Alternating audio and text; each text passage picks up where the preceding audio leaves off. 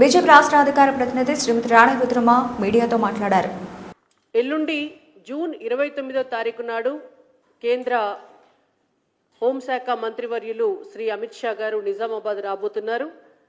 వారు ఎన్నో దశాబ్దాల చిరకాల వాంఛ నిజామాబాద్, వరంగల్ లాంటి ప్రాంతాల్లో చాలా పెద్ద మొత్తంలో పసుపు సాగు జరుగుతూ ఉంటుంది. అయితే ఈ పసుపు సేద్యం చేస్తున్నటువంటి రైతులందరికీ కూడా మెరుగైనటువంటి మార్కెటింగ్ సౌకర్యాలు కలగడం కొరకు, వారు పండిస్తున్నటువంటి పంటకు ధర రెట్టింపవడం కొరకు, అలాగే పసుపు ప్రాసెసింగ్ యూనిట్స్ ద్వారా అనేక రకాల బై ప్రోడక్ట్స్ తయారు చేసి అంతర్జాతీయంగా కూడా మార్కెటింగ్ చేసుకునేటటువంటి అవకాశం కావాలని చెప్పి ఎన్నో దశాబ్దాలుగా నిజామాబాద్ రైతులు అనేక పోరాటాలు చేసిండ్రు, అనేక ఉద్యమాలు చేసిండ్రు.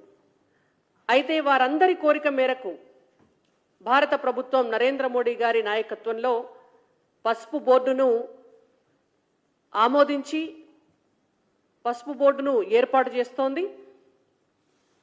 నరేంద్ర మోడీ గారు ఎన్నికల సమయంలో నిజామాబాద్కు వచ్చి హామీ ఇచ్చి అనౌన్స్ చేసిన విధంగానే ఎల్లుండి నిజామాబాద్లో పసుపు బోర్డు కార్యాలయాన్ని కూడా అమిత్ షా గారు వచ్చి ప్రారంభించనున్నారు. ఇప్పటికే పసుపు బోర్డు చైర్మన్గా కూడా నిజామాబాద్ వాసి రైతు పల్లె గంగారెడ్డి గారిని కూడా నియమించడం జరిగింది.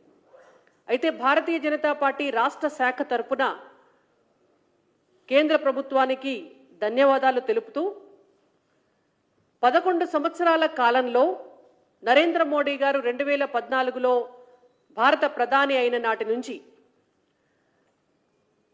బీజేపీ ప్రభుత్వం, ఇప్పుడున్నటువంటి ఎన్డీఏ ప్రభుత్వం రైతుల కోసం ఎంత అద్భుతమైనటువంటి సంక్షేమ పథకాలను తీసుకొచ్చి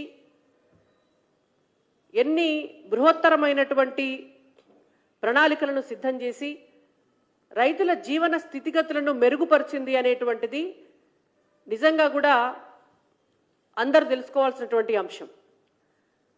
కాంగ్రెస్ పార్టీ వాళ్ళు గతంలో బీఆర్ఎస్ పార్టీ ఏమైతే మాట్లాడిందో అదే మాటలు మాట్లాడుకుంటా పాడిందే పాడరా అనేటువంటిది ఒక సామెత ఉంటుంది తెలంగాణలో.